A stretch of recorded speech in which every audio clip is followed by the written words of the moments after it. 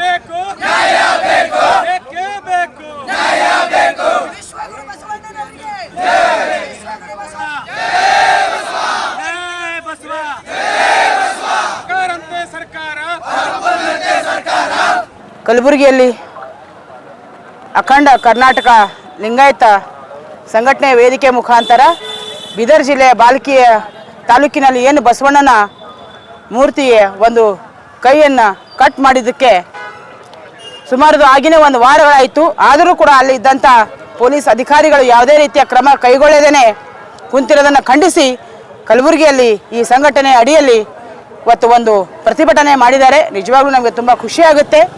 ಆದರೆ ಒಂದು ವಿಷಯನ ನಾನು ಬೀದರ್ ಜಿಲ್ಲೆ ಉಸ್ತುವಾರಿ ಸಚಿವರಾಗಿರುವಂಥ ಈಶ್ವರ್ ಖಂಡ್ರೆ ಸಾಹೇಬ್ರಿಗೆ ನಾನು ಕೇಳಕ್ಕೆ ಇಷ್ಟಪಡ್ತೀನಿ. ದಯಮಾಡಿ ತಾವು ಕೂಡ ಅಖಿಲ ಭಾರತ ವೀರಶೈವ ಮಹಾಸಭಾದ ರಾಷ್ಟ್ರೀಯ ಅಧ್ಯಕ್ಷರು ತಮ್ಮ ಗಮನಕ್ಕೆ ಬಂದರೂ ಕೂಡ ತಮ್ಮ ಹತ್ರ ಎಷ್ಟು ಸಿರಿ ಸಂಪತ್ತದ ಅಂತಂದ್ರೆ ತಾವೇ ಮನಸ್ಸು ಮಾಡಿದ್ರೆ ಅಲ್ಲೊಂದು ಮೂರ್ತಿ ತಂದು ಕೂಡಿಸುವಂಥ ಕೆಪಾಸಿಟಿ ಕೂಡ ತಮ್ಮ ಹತ್ರ ಅದ. ತಮಗಾಗಲಿಲ್ಲ ಅಂತಂದ್ರೆ ಹೇಳ್ರಿ, ನಾವೆಲ್ಲರೂ ಸೇರಿ ನಾವೇ ಒಂದೊಂದು ದುಡ್ಡು ಕಲೆಕ್ಟ್ ಮಾಡಿ ತಮ್ಮ ಕೈಯಲ್ಲಿ ಕೊಡ್ತೀವಿ. ತಾವೇನು ಮಾಡಿರಿ ಅಂತ ನಮ್ಮ ಬಸವಣ್ಣನ ಮೂರ್ತಿಯನ್ನು ಹೊಸದಾಗಲ್ಲಿ ತಾವು ಮಾಡಿ ಕೊಡಬೇಕಾಗಿತ್ತು. ಆದರೆ ಅದಕ್ಕೆ ತಾವು ವಿಫಲರಾಗಿದ್ದೀವಿ. ಅದಕ್ಕೆ ತಾವು ನೇರವಾಗಿ ಹೊಣೆಯನ್ನು ಹೊತ್ತು ತಾವು ಮೊದಲು ರಾಜೀನಾಮೆಯನ್ನು ಕೊಡಬೇಕು ಅಂತ ಒಂದು ಆಗ್ರಹನ ಕೂಡ ನಾವು ಕಲಬುರಗಿ ಜಿಲ್ಲೆಯಿಂದ ತಮಗೆ ತಮ್ಮ ಮಾಧ್ಯಮದ ಮುಖಾಂತರ ಮಾಡ್ತಾ ಇದ್ದೀವಿ. ಇವತ್ತಿನ ದಿವಸ ಬರೀ ನಮ್ಮ ಯುವಕರು ಬರೀ ಫೇಸ್ಬುಕ್ ವಾಟ್ಸಪ್ಗಳಲ್ಲಿ ಇಲ್ಲೆಲ್ಲ ಯುವತಿರು ಏನು ಅಂತಂತಂದ್ರೆ ನಮ್ಮ ಮುಂದೆ ಬೆಳೆದಂಥ ಮಕ್ಕಳು ಅವ್ರ ಹತ್ರ ಇಷ್ಟು ಶಕ್ತಿ ಬಂದ ಅಂತಂದ್ರೆ ನಾವು ಇನ್ನೂ ಅವ್ರಿಗೆ ಯಾವುದೇ ರೀತಿಯಾಗಿ ಒಂದು ಕರೆಯನ್ನು ಕೊಟ್ಟಿಲ್ಲ, ನಾವು ಸಪೋರ್ಟ್ನು ಮಾಡಿಲ್ಲ. ಮುಂದಿನ ದಿನಮಾನಗಳೆಲ್ಲ ನಾವೇನಾದರೂ ಯುವಕರಿಂದ ನಾವು ಇದ್ದೀವಿ, ನಾವು ಸಮಾಜದ ಪ್ರಮುಖರು ನಾವು ಇದ್ದೇವೆ ಅಂತಂದರೆ ಕಲಬುರಗಿಯಲ್ಲಿ ಇತಿಹಾಸ ಸೃಷ್ಟಿಯಾಗುವಂಥ ಪ್ರತಿಭಟನೆ ಆಗುತ್ತೆ ಅನ್ನೋ ಒಂದು ಮಾತನ್ನು ಕೂಡ ಈ ಸಂದರ್ಭದಲ್ಲಿ ಹೇಳ್ತಾ ಒಂದು ವಾರದ ಗಡುವನ್ನು ನಾವು ಕೊಡ್ತಾ ಇದ್ದೀವಿ. ಆ ಒಂದು ವಾರಗಳಲ್ಲಿ ಏನಾದರೂ ಹೊಸ ಬಸವಣ್ಣ ಮೂರ್ತಿ ಆಗದೇ ಇದ್ದಂಥ ಸಂದರ್ಭದಲ್ಲಿ ಕಲಬುರಗಿಯನ್ನು ಬಂದ್ ಮಾಡೋ ಕರೆಯನ್ನು ನಾವು ಇದೇ ಸಂಘಟನೆಯ ಅಧ್ಯಕ್ಷತೆಯಲ್ಲಿ ನಾವು ಸ್ಟಾರ್ಟ್ ಮಾಡ್ತೇವೆ ಅನ್ನೋ ಒಂದು ವಿಷಯನ ಕೂಡ ಹೇಳ್ತಾ ಈಗ ಕಲಬುರಗಿಯ ಜೇವರ್ಗಿಯಲ್ಲಿ ಕೂಡ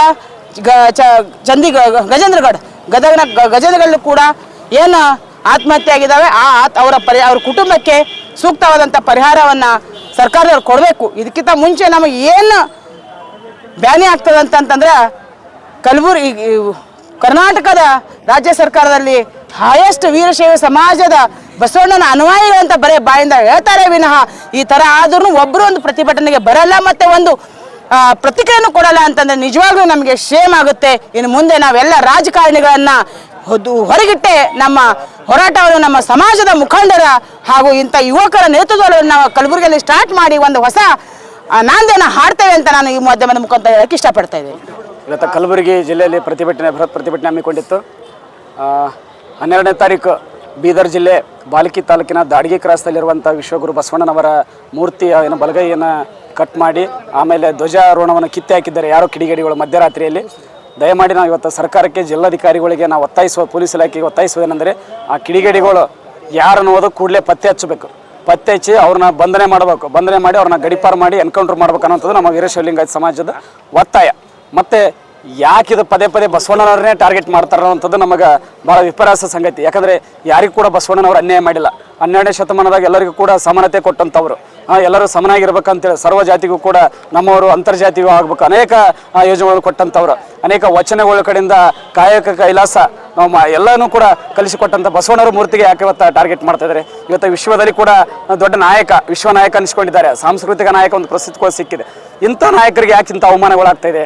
ಇದರಿಂದ ಏನೋ ಒಂದು ಕೈವಾಡಿದೆ, ಏನೋ ಒಂದು ಸಂಚಿದೆ ಅನ್ನೋದು ನಮ್ಮ ಸಂಘಟನೆ ಒತ್ತಾಯ ಇದೆ. ಅದಕ್ಕೆ ದಯವಿಟ್ಟು ಹೇಳ್ತೀನಿ, ಆ ಕಿಡಿಗೇಡಿಗಳು ಏನಾದ್ರು ತಾಕತ್ತಿತ್ತಪ್ಪ ಅಂದ್ರೆ ಬಸವಣ್ಣರ ಮೇಲಿಲ್ಲ, ನಮ್ಮ ಯಾರೇ ಒಬ್ಬ ಬಸವಣ್ಣನ ವಾದಿಗಳ ಮೇಲೆ ನೀವು ಪ್ರಯೋಗ ಮಾಡ್ರಿ ಅದಕ್ಕೆ ನಾವು ಧನ್ಯರಾಗ್ತೀವಿ. ಇವತ್ತು ನಾವು ಕೂಡ ಕೇಸ್ ಕಚೇರಿಗೆ ಎದುರುವಂಥ ವ್ಯಕ್ತಿಗಳು ನಾವಲ್ಲ. ಆದರೆ ಕಾನೂನಕ್ಕೆ ನಾವು ಗೌರವ ಕೊಡ್ತಾ ಇದ್ದೀವಿ. ಕಾನೂನು ಗೌರವ ಕೊಡ್ತೀವಿ ಅಂದ್ರೆ ಕಾನೂನು ಚೌಕಟ್ಟಿನಲ್ಲಿ ನಾವು ಕೆಲಸ ಮಾಡ್ತಾ ಇದೀವಿ. ನಾವು ಇದನ್ನು ಹೊರತುಪಡಿಸಿ ನಿಂತರ ನಾವೇ ನಿಮ್ಗಿಂತ ಕಡಿಮೆ ಇಲ್ಲ ಅನ್ನೋ ಮಾತನ್ನು ಕೂಡ ನಾವು ಭಾಳ ಸ್ಪಷ್ಟವಾಗಿ ಹೇಳ್ಬೇಕಾಗ್ತದೆ. ಮತ್ತು ಇವತ್ತಿಗೂ ಕೂಡ 12ನೇ ತಾರೀಕು ಆದರೂ ಕೂಡ 17ನೇ ತಾರೀಕು ಆದರೂ ಕೂಡ ಪೊಲೀಸರು ಬಂಧದಲ್ಲಿ ಫುಲ್ಲು ವಿಫಲ ಆಗಿದ್ದಾರೆ. ಇವತ್ತು ಪೊಲೀಸ್ ಇಲಾಖೆ ಮನಸ್ಸು ಮಾಡಿದರೆ 24 ಗಂಟೆಗಳ ಅರೆಸ್ಟ್ ಮಾಡ್ಬೋದು. ಇವತ್ತು ಸರ್ಕಾರ ಅವರಿಗೆ ಎಲ್ಲ ಸವಲತ್ತುಗಳು ಕೊಟ್ಟಿದೆ, ಲಾಠಿ ಕೊಟ್ಟಿದೆ, ಬೂಟ್ ಕೊಟ್ಟಿದೆ, ಮೊಬೈಲ್ಗಳೆಲ್ಲ ಕೊಟ್ಟಿದೆ. ಇವತ್ತು ವಿಳಂಬ ಆಗ್ತಾ ಇದೆ.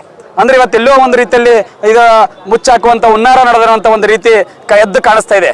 ದಯವಿಟ್ಟು ಇದು ಯಾರೇ ಇರಬಹುದು, ಆ ಆರೋಪಿಗಳನ್ನ ಕೂಲಿ ಹಿಡಿದು ಅದನ್ನ ತನಿಖೆ ಮಾಡಿ ಅವ್ರನ್ನ ತಕ್ಕ ಶಿಕ್ಷೆ ಕೊಟ್ಟು ಅಂದ್ರೆ ಮುಂದೆ ಇಂಥ ಘಟನೆಗಳು ಆಗಬಾರ್ದು ಅನ್ನೋಂಥ ಶಿಕ್ಷೆ ನೀಡಬೇಕನ್ನುವಂಥದ್ದು ಅಖಂಡ ಕರ್ನಾಟಕ ವೀರಶೈವ ಲಿಂಗಾಯತ ಸಮಾಜ ಒತ್ತುತ್ತೆ.